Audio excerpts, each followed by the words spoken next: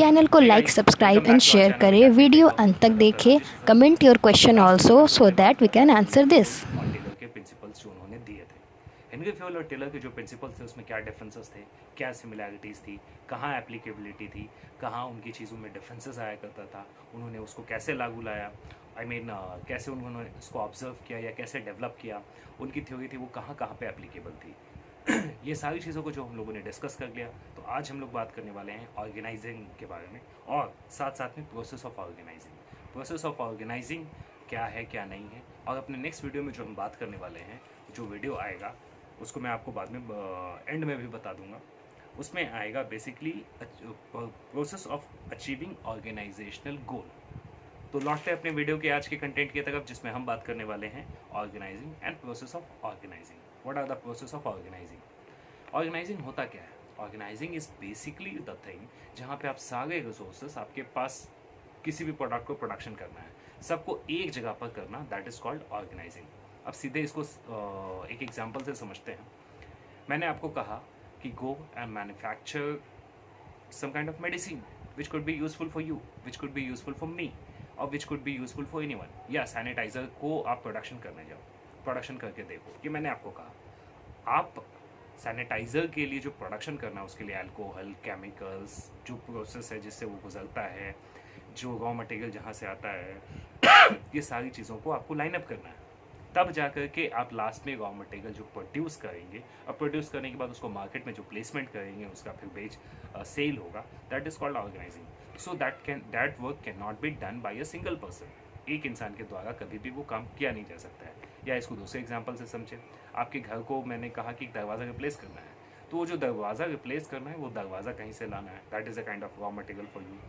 उसको जिससे मंगवाना है, जिस गाड़ी, rickshaw, auto, transportation, logistic, truck, जिससे भी आप उसको मंगवाओगे, that is a kind of logistic work. जिस पार्टी से आप जाकर के खरीदोगे, नेगोशिएशन, तो जिस पार्टी से खरीदोगे वहाँ पे आपका परचेजिंग आ गया, मार्केटिंग भी आ जाएगा। फिर जब वो घर पे आएगा तो उसको पेंटिंग करना है, इंस्टॉलेशन करना है, फिर जो मैंने आपको इंस्टॉलेशन और सारी चीज़ों का काम दिया तो उसका पेमेंट भी आपको लेना है। That work can not be done alone by one person, right? तो ऑर्गेनाइजिंग इज वॉट सारे रिसोर्सेस हर जगह पे हैं, 1 2 3 4 5, 1 2 3 4 5। जब 10 रिसोर्सेस है सभी को एक जगह पर आप लेके आओगे, दिस इज कॉल्ड ऑर्गेनाइजिंग। एक जगह पे रिसोर्सेस को एकत्रित करना, this is called organising. Process of organising, क्या क्या प्रोसेस है ऑर्गेनाइजिंग का? तो process of organising is identification and division of work. Identification and division of work. Identification है क्या? बेसिकली इसको इस तरीके से समझ सकते हैं कि काम को आपको पहचानना होगा, कौन सा काम कौन से प्रोसेस के बाद आएगा। जैसे मैंने अपने वो दरवाजे वाले एग्जाम्पल में बताया, या सैनिटाइज़र वाले एग्जाम्पल में बताया कि आपको सभी रिसोर्सेज को कौन कौन सा काम है, अगर उसको प्रोड्यूस करना है तो कौन कौन सा प्रोसेस से गुजरना होगा, तो उन सारी चीज़ों को आपको आइडेंटिफिकेशन करना होगा। आइडेंटिफाई करने के बाद जो सर्टेन पर्सन है, जो उसका स्पेशलिस्ट पर्सन है, उसको आपको उस काम पे लगाना होगा। This is called identification and division of work. काम को पहचानना होगा और काम को उसके हिसाब से, लोगों की कैपेबिलिटीज़ के हिसाब से उसको बांटना होगा। This is called organising. ये टॉपिक आपका ह्यूमन रिसोर्स मैनेजमेंट में भी आता है। Next, departmentalisation. काम को तो पहचान लिया, काम को बांट भी दिया, अब डिपार्टमेंटलाइजेशन क्या है? डिपार्टमेंटलाइजेशन बेसिकली वो होता है जहाँ पर आप प्रोडक्ट या सर्विसेज को डिपार्टमेंट वाइज डिपार्टमेंट, या काम को डिपार्टमेंट वाइज डिपार्टमेंट बांटते हैं। डिपार्टमेंट में कैसे बांटा जाता है? एक सिंपल एग्जांपल से समझे।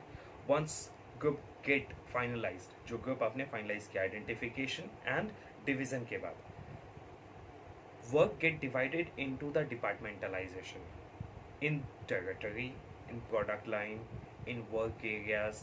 ये सारी चीज़ों में काम को आप बांट देते हैं। कैसे बांटते हैं? अब ये समझो कि सैनिटाइज़र तो मैंने बना लिया।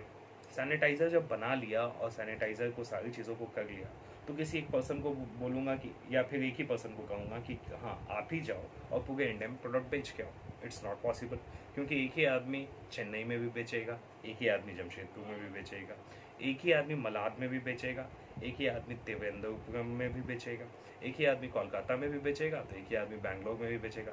It's difficult, that can not be achieved. उसके लिए आपको डिपार्टमेंट में बांटना होगा।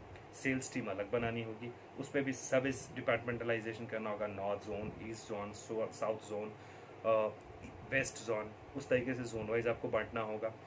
प्रोडक्ट टाइप में भी होगा, सैनिटाइज़र 100 लीटर, हाई क्वालिटी का सैनिटाइज़र या फिर थोड़ा प्रीमियम सैनिटाइज़र, लोअर सैनिटाइज़र, तो उस तरीके से आपको प्रोडक्ट को बांटना होगा। प्रोडक्ट बांटने के लिए आपको जो प्रोडक्ट का क्लासिफिकेशन कर रहे हो तो ये करेगा कौन? आप डिपार्टमेंट में बांटोगे, डिपार्टमेंट जो है उस काम को करेगी, और डिपार्टमेंट जब कर लेगी तो उसके अकॉर्डिंगली स्पेशलाइज प्रोडक्ट या स्पेशलाइज सर्विसेज या स्पेशलाइज लोकेशन वाइज आपको लोगों को काम देना होगा। अब आप इसको समझने की कोशिश करें, मैं कैलकाटा में अगर साउथ का कोई आदमी को ले आता हूँ, जो केरला से किसी को ले आता हूँ जो कन्नड़ बोलना जानता है, अगर उसको बोलो कैलकाटा में आप मार्केट का प्रमोशन करिए, तो इज इट पॉसिबल? क्योंकि वहाँ पे डिफरेंसेस हो गया या बेगर हो गया कम्युनिकेशन। अगर कम्युनिकेशन सही से नहीं होगा तो you can not expect growth of your product, you can not expect growth of your company, क्योंकि आपका ऑर्गेनाइजेशन ग्रोथ तो अचीव होगा ही नहीं। उसके लिए आपको डिपार्टमेंटलाइजेशन में बांटना पड़ता है। नेक्स्ट क्या है? Next is assignment of duties. आपने काम को पहचान कर ली, उसके बाद उसको काम को भी बांट दिया, डिपार्टमेंटलाइजेशन भी कर दिया। अब डिपार्टमेंटलाइजेशन करने के बाद आपको उसके हिसाब से जैसे डिपार्टमेंटलाइजेशन किया है एज पर लोगों की क्वालिफिकेशन, एक स्ट्रेंथ, वीकनेस, करियर, इन सारी चीज़ें, उसके बाद आपको काम को बांटना होगा। Assignment of the duties. काम जब तक आप नहीं बांटेंगे, यू कैन नॉट एक्सपेक्ट कि ऑर्गेनाइजेशन जो है वो अपने काम को या अपने प्रोडक्ट या सर्विसेज को या अपने टारगेट को अचीव कर सकता है। इसलिए काम बांटना पड़ता है। आपने ध्यान दिया होगा जब आप स्कूल कॉलेजेस में होते हैं तो faculties, teachers, concern respected authorities आपको काम देती हैं, होमवर्क देती है, एग्जामिनेशन होता है आपका। तो व्हाट इज़ दिस? ये बेसिकली असाइनमेंट ऑफ ड्यूटीज़, वो आपको आपका काम देती हैं, आप उस काम को परफॉर्म करते हो तो आपका नेक्स्ट लेवल का टारगेट फिर सेटअप होता है। This is very simple. Next, establishing reporting relationship. जब तक रिपोर्टिंग अथॉरिटी का रिलेशनशिप आप इस्टेब्लिश नहीं करेंगे तो वही होगा जो मैंने आपको लास्ट वीडियोस में बताया था, हेनरी फ्योल और अपने टेलर साहब के थ्योरीज के बारे में, कि हाँ, रिस्पॉन्सिबिलिटी और अथॉरिटी एंड रिस्पॉन्सिबिलिटी जब तक आप नहीं करेंगे तो क्या होगा कि कॉन्फ्लिक्ट पैदा होगा या यूनिटी ऑफ कमांड नहीं रहेगा। दो आदमी एक ही एम्प्लॉय को बोल रहा है कि आप ये काम करो, साथ में दूसरा वाला बोल रहा है कि दूसरा काम करो, तो वो जो बंदा है वो जो काम करने जाएगा वो कंफ्यूज रहेगा कि काम करूँ तो कौन सा करूँ। और अगर दोनों करता हूँ तो डेफिनेटली उसका प्रोडक्शन का परफॉर्मेंस का लेवल जो है वो डाउन जाएगा। तो इसलिए आपको क्या करना पड़ेगा कि establishing the relationship of the reporting authorities, reporting authority के साथ उसका सबऑर्डिनेट का एक रिलेशनशिप बनाना होगा। उससे क्या होगा, आपका आउटपुट अच्छा होगा। तो ये आज हम लोग बात कर रहे थे ऑर्गेनाइजिंग, प्रोसेस ऑफ ऑर्गेनाइजिंग। अपने नेक्स्ट वीडियो में जो हम लोग बात करेंगे इंपॉर्टेंस ऑफ ऑर्गेनाइजिंग, क्या होता है इंपॉर्टेंस ऑफ ऑर्गेनाइजिंग और कैसे ऑर्गेनाइजेशन के गोल्स जो हैं वो अचीव किए जाते हैं। This will be coming in the next video. ये चीज़ें आपको समझने के बाद और ये टॉपिक अच्छी तरीके से क्लियर हो जाएगा। आई होप आपको सारे टॉपिक्स क्लियर हो गए हैं, सारी चीज़ें पढ़ने में समझ में आ गई हैं, आपके इजी लैंग्वेज में है। तो मिलते हैं अपने अगली वीडियो में। Till then stay tuned, bye bye.